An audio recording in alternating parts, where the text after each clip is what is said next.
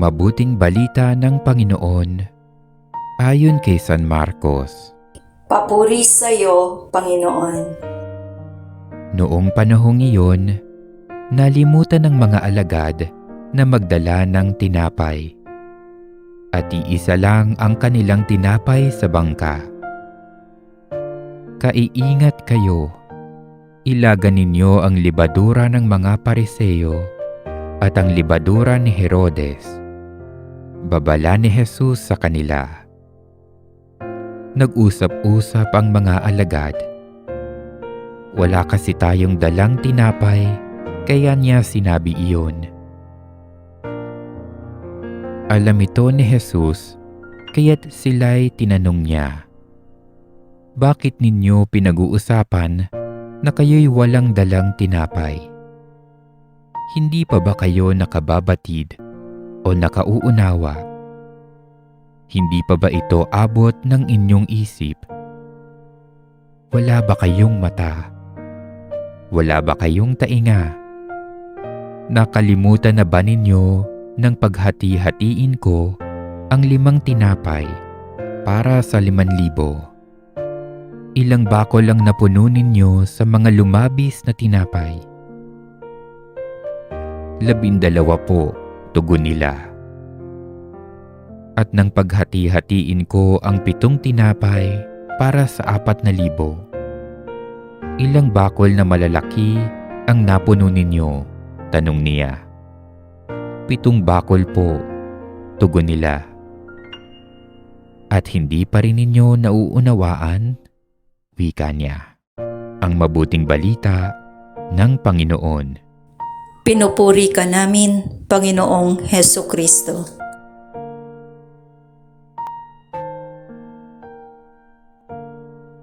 Isang mapagpalang araw po ulit sa inyo mga kapatid at welcome pong muli sa Tayo Magtanim, Magbungkal at Magani. Napakaganda po ng ating pagsasaluhan para sa araw na ito. Ito po ay tumutungkol sa pampaalsa na ginamit ng mga Pariseo at ni Herodes.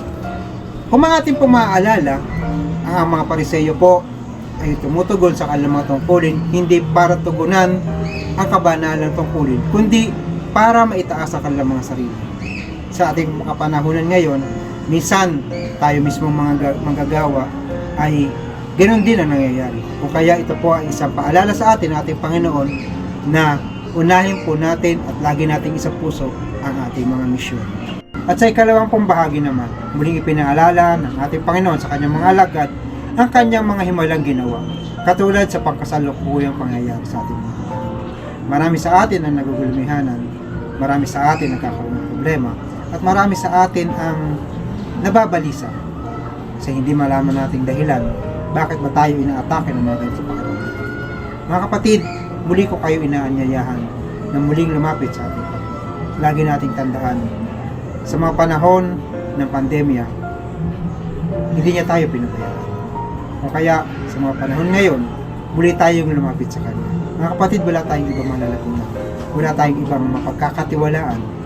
At ganoon din, lagi nating alalahanin ng ating Panginoon ay isang napakabuting Diyos. Sa kabila ng ating magpagkulang at pagkakasala sa Kanya, hindi niya tayo tinatalikdan. Minsan tayo ang bumibitiw, pero siya, pilit siya nagkukumapit sa atin. Sa ating pag-alis sa Kanyang presensya at sa ating pagbabalik, dalawa kamay niya tayong nilalaman. Sa oras ng ating kagipitan, sa ating oras ng ating problema, mga kapatid, lagi na po nating tandaan ang 4 na napakahalagang bagay ng ating Panginoon. Una, mapagmahal ang ating Panginoon. God is really love us. God is good all the time. Pangalawa, God is in control. Hayaan natin siyang kumontrol sa ating hanap buhay, sa ating mga buhay. At God is in charge. Hayaan natin siya maging leader natin sa buhay natin. Wag nating hayaan na tayo ang manguna sa ating kagustuhan. Dahil alam ng ating Panginoon kung ano ang makabubuti sa atin. At ang 4, pinakamahalaga sa lahat, kung ano man ang kinalalagyan mo ngayon, kung ano man ang kinasasadlakan mo ngayon, God can turn your curse into blessings. Kung ano man at nasaan ka ngayon, ang lahat ng sitwasyon mo ay pwede niyang gawing blessings para sa hinaharap. Kung kaya kapatid, walang dahilan para matakot, bumangon at magsilbing muli sa ating Panginoon. Tayo ay manalangin sa ngalan ng Ama, ng Anak, ng Espiritu Santo.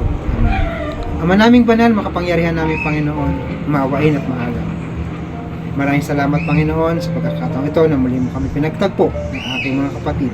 At sa mga oras na ito, Ama, muli kami lumalapit sa iyo upang humingi ng iyong tulong. Ama, patuloy mo po kami pagkalooban ng sapat na tapang at talino para harapin ang mga pagsubok na narito ngayon sa aming harapan. Alam namin Panginoon na hindi mo kami pababayaan. At sa oras ng aming panghihina, palakasin mo pa kami Panginoon. Ama, alam namin na hindi namin kakayanin ang lahat ng ito, o kaya naman, hinihiling namin ang iyong banal na Espiritu na siyang manguna sa bawat isa sa amin, upang ang lahat ng ito ay mapagtagumpayan namin at may pakita sa buong mundo na meron kaming Diyos na kailanman ay hindi kami pinababayaan. Ang lahat ng ito sinasamo namin sa iyo na may pasasalamat at papuri sa pangalan ni Jesus na kaysa ng Espiritu Santo, nabubuhay at naghahari magpakailanman, magpasawalang hanggan. Amen. Sa ngalan Ama, ng Anak, ng Espiritu Santo. Amen. At muli, ito po ang inyong kapatid, Brother Dennis Subinus po, isang kawal ni Kristo sa ilalim ng bandila na Pinag-Isang Puso Catholic Charismatic Ministry Incorporated Philippines, at patuloy nag-aanyaya sa inyo na patuloy na sumubaybay sa ating Tayo ay Magtanim, Magbungkal at Mag-ani. Maraming salamat po.